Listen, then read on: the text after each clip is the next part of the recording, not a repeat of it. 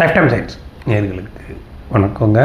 இப்போது மிதுன லக்னமாக வந்துங்க, பொதுவாகவே வந்துங்க சுக்கிரன் வந்து 4 திக்பலம் அடைவார்.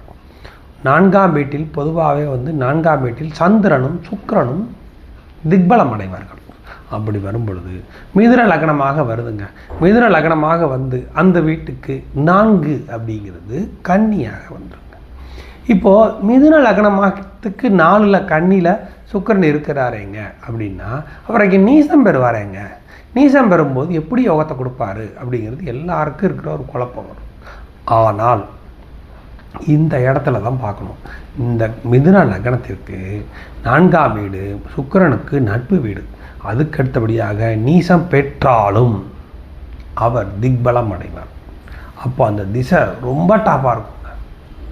எனக்கு கன்னி லக்னமாக வருதுங்க, 4ல் சுக்கிரன் இருக்காருங்க அப்படின்னு சொல்கிறத விட மிதுன லக்னமாக வந்து 4ல் சுக்கிரன் நீசம் பெற்று திக்பலம் அடைகிறாரு அப்படிங்கிறது சூப்பரான அமைப்பு. அதுக்கு தான் நான் இதை சொன்னேன். கன்னி லக்னமாக வந்து 4ல் சுக்கிரன் இருக்குன்னு சொல்கிறத விட மிதுன லக்னமாக வந்து 4ல் சுக்கிரன் நீசம் பெற்றாலும் இந்த திக்பலம் நல்ல பலனை கொடுக்கும். அவர் உச்ச வீட்டை பார்ப்பார். 7ஆம் பார்வையாக 10ஆம் வீட்டை, மிதுன லக்னத்திற்கு 10ஆம் வீட்டை பார்ப்பார். உங்களுக்கு தொழில் ரொம்ப நல்லாயிருக்கும். காரு இந்த மாதிரி எடுத்து பண்ணுறவங்களுக்கு, அழகு சாதன பொருட்கள் பண்ணுறது இந்த மாதிரி பண்ணுறவங்களுக்குலாம் நல்ல ஒரு யோக அமைப்பை அது கொடுக்கும். கார் வாங்கி விற்கிறது இந்த மாதிரி பண்ணுறதுலாம் அந்த சுக்கிர திசையில் ரொம்ப நல்ல யோக அமைப்பை இந்த மிதுன லக்னத்திற்கு 4ல் இருக்கும் சுக்கிரன் வந்தால் நல்லதே பண்ணார். அதே சமயம் அவர் 4ல் இருக்கும் பொழுது அவர் 5, 12 குடைவராக வந்தாலும் அவர் 5ஆம் வீட்டு பலன்களை நல்லாவே தருவார். அதனால் அதை பற்றி நம்ம யோசிக்க வேண்டியதே கிடையாது. என்ன இதில் ஒரு பிரச்சனை அப்படின்னு வந்தால், இந்த சுக்கிரனோட எப்போவுமே முக்கூட்டு கிரகங்கள் என்று சொல்லக்கூடிய சூரியன், சுக்கிரன், புதன் ஒன்றோட ஒன்று சேர்ந்தே வரும். சூரியன் காலத்தை சுற்றி தான் சுக்கிரன், புதன் வந்துகிட்டே இருப்பாங்க.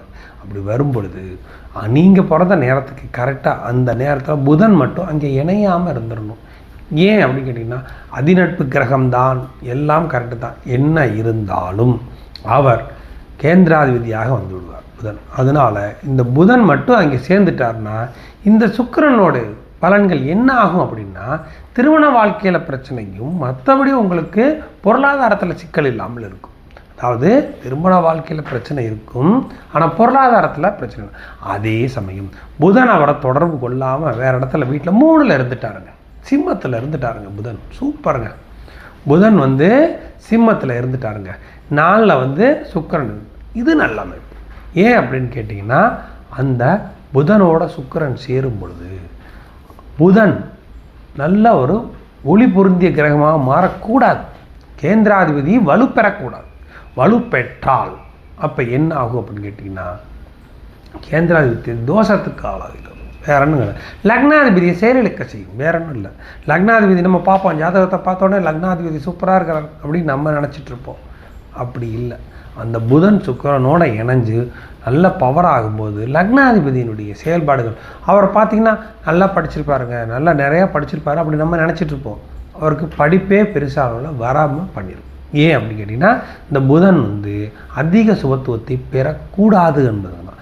அப்படி வரும் பொழுது அவர் 3ல் இருந்துட்டாருங்க, புதன் வந்து சிம்மத்தில் இருந்துட்டாருங்க சுக்கிரனால். இது சூப்பருங்க. ஆனால் அதே சமயம் இந்த சுக்கிரன் புதன் கூட யாராச்சும் ஒரு ஆள் இணைஞ்சிட்டாங்க அப்படின்னா ரொம்ப நல்ல யோகா அமைப்பு. ஏன்னா அவருடைய பவர் வந்து குறையும். அப்போ சூரியன் இணைஞ்சிட்டாருங்க, 3ஆம் வீட்டில் சூரியனும் புதனும், 4ஆம் வீட்டில் சுக்கிரன். சூப்பரான அமைப்புங்க. அப்போ அவங்க ஆவணி மாதம் பிறந்தவங்களாக வருவாங்க. அது நல்ல யோகா அமைப்பை கொடுக்கும் மிதுன லக்னத்திற்கு.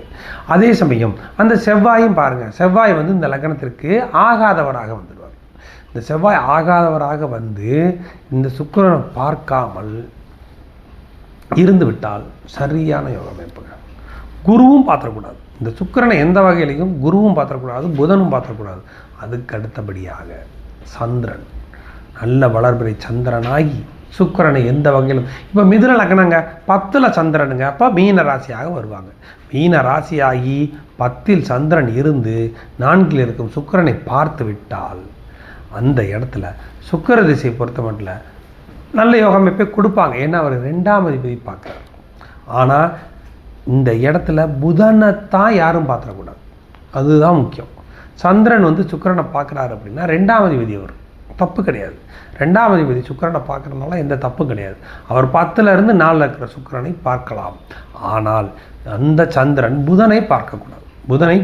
புதனை வந்து குரு பார்க்கக்கூடாது, சந்திரன் பார்க்கக்கூடாது. அப்படி இருந்தால் தான் அந்த ஜாதகரை நல்ல ஒரு சுறுசுறுப்பான ஆக்டிவாக அந்த அமைப்பு வச்சுருக்கும். இல்லைங்க அவர் வந்து அது சுபத்துவமான கிரகங்கள் பார்த்துட்டாங்க அப்படின்னா இயக்கங்கள் குறையும், வேற ஒன்றும் கிடையாது. அப்போ அந்த சுக்கிர திசையுமே பெரிய யோக அமைப்புகளை கொடுக்காது. அதாவது புதன் வந்து சுக்கிரனோட இணைந்தால் அப்படிங்கிறது. அதனால் நீங்கள் பாருங்கள், மிதுன லக்னமாகி நாளில் சுக்கிரன் இருக்கிறாராங்க, அந்த சுக்கிரனை யாரும் பார்க்கலைங்க அப்படின்னா அது ஒரு நல்ல யோகம் அமைப்புங்க. ஆனால் செவ்வாய் முக்கியமாக பார்த்துடக்கூடாது. செவ்வாய் யாரோட தொடர்பு கொள்ளணும் அப்படின்னு வந்தால் செவ்வாய் சந்திரனோட மட்டும்தாங்க தொடர்பு கொள்ளணும், குருவோட மட்டும்தான் தொடர்பு கொள்ளணும், சுக்கிரனை பார்க்காமல் இருக்கணும். அப்படி இருந்தால் அந்த 4ஆம் வீட்டில் இருக்கும் சுக்கிர திசை சூப்பரான யோகத்தை கொடுத்துருங்க. அதுதான் ரொம்ப முக்கியம். சனியே பார்த்துட்டாருங்க, இணைச்சிட்டாருங்க அப்படின்னா இந்த இடத்துல பெரிய யோகா அமைப்புன்னு சொல்ல முடியாதுங்க. ஏன் அப்படின்னு கேட்டிங்கன்னா அவர் என்ன இருந்தாலும் 8, 9 குடையவராகி, நான் ஏற்கனவே சொன்ன மாதிரி என்னதான் சனி சுக்கிரன் புதன் நண்பர்களாக இருந்தாலும் சனி பக்கத்தில் வந்து இணையும் பொழுது அவர் இந்த ராகு மாதிரி கொஞ்சம் எப்படியாச்சும் அவரை வந்து இருட்டடிக்க வச்சுருவார். அப்போ இந்த யோக அமைப்புகள் குறையும். அவர் வேறு இடத்துல இருக்கணும், சுக்கிரனோட இணையக்கூடாது. நான் அடிக்கடி எல்லா வீட்லேயும் சொல்கிற மாதிரி சுக்கிரனும் புதனும் தனிச்சிருக்கணும். இந்த லக்னத்திற்கு எந்த வகையிலும் புதன் சுக்கிரனோட சேரக்கூடாது. அதாவது 4ஆம் வீட்டில் இருந்தாலும் சரி, எங்கே இருந்தாலும் சரி, சுக்கிரன் புதனோட சேரும்போது புதன் வந்து அதிக வலுப்பெறுவார். வலுப்பெறக்கூடாதுங்கிறதுக்காக நான் அதை சொல்கிறேன். அதே சமயம் இந்த குருவும் புதனும் இணைந்து இந்த சுக்கிரனை பார்த்துட்டாங்க. மிதுன லக்னங்க, சுக்கிரன் வந்து 4ல் இருக்காருங்க, 10ஆம் வீட்டிலேருந்து குருவும் புதனும் இணைஞ்சு சுக்கிரனை பார்த்துட்டாங்கன்னா அப்படியே அவயோகமாக மாறிடும். அவயோகம்னா என்ன மாதிரி? அவங்களுக்கு திருமண வாழ்க்கை சுத்தமாகவே இருக்காது. அடுத்தபடியாக பொருளாதாரம் நல்லாயிருக்கும், ஆனால் நிம்மதி இருக்காது. நான் சொன்ன பாயிண்ட் பூராப்பே ரொம்ப முக்கியமான பாயிண்ட்டு. இதை அண்ணனை நல்லா அனலைஸ் பண்ணி பாருங்கள், விடை கிடைக்கும். குருவும் புதனும் இணைஞ்சிட்டாங்கங்க, குருவும் புதனும் இணைஞ்சு, ஆனால் அப்படி வரமாட்டாங்க. ஏன்னா புதன் வந்து சுக்கிரனுக்கு பக்கத்தில் தான் இருப்பார். அப்படி இருக்கும் பொழுது 10ல் இல்லைங்க, 5ல் இருக்கிறாங்க. 5ல் குருவும் புதன் இருக்கிறாங்க, 10ல் வரமாட்டாங்க. ஏன்னா சுக்கிரன் 4ல் இருக்கும்போது புதன் வந்து 10க்கு போக முடியாது, பக்கத்தில் தான் இருப்பார். அப்படி இருக்கும் பொழுது 5ல் இருக்கிறாங்க குருவும் புதனும் அப்படின்னா அதுவும் அதே கதை தான். குருவும் புதனும் இணைந்து அதிக சுபத்துவத்தை 7ஆம் அதிபதியும் லக்னாதிபதியும் பெற்றார்கள் என்றால் 2 கேந்திராதிபதியும் வலுப்பெறும் பொழுது இந்த 4ல் இருக்கும் சுக்கிர திசை என்ன பண்ணும் அப்படின்னா பொருளாதாரத்தை கொடுக்கும், ஆனால் நிம்மதியை கொடுக்கும். இதுதான் அது ஒரு விஷயம். திருமண வாழ்க்கையில் பிரச்சனை அப்படி தான் அதில் அமையும். இல்லைங்க பாவக்கிரகத்தினுடைய இணைவு வந்துருச்சு அப்படின்னா பரவாயில்லை. ஏன் இந்த வார்த்தையை சொல்கிறேன் அப்படின்னா சுக்கிரன் 4ல் இருக்கும்போது 5ல் குருவும் புதனும் தொடர்ந்து சுபக்கிரகங்களாகவும் வந்து அந்த குருவும் புதனும் சுபத்துவம் அடைந்து 5ல் இருக்கும் பொழுது அவங்களுக்கு பொருளாதாரத்தை கொடுத்து நிம்மதி இல்லாமல் பண்ணிடும், திருமண வாழ்க்கையில் தடைகளை கொண்டு வரும் அப்படிங்கிறது தான். அதனால் எப்போவுமே மிதுன லக்னத்திற்கு சந்திரன் குரு செவ்வாய் சம்மந்தப்படுவது நல்ல அமைப்பு. அந்த அவங்களுக்குள்ள சம்மந்தப்பட்ட சுக்கிரனை பார்க்காம இருந்துட்டாங்க அப்படின்னா நல்ல யோக அமைப்பை இந்த சுக்கிர திசை கொடுத்து விடுங்க. சனியும் பார்க்காம இருக்கணும், சனியும் வேறு இடத்துல இருந்துட்டாருன்னா இந்த சுக்கிர திசை வேணுங்கிற யோகா அமைப்புகளை கொடுக்குங்க. Okay, thanks.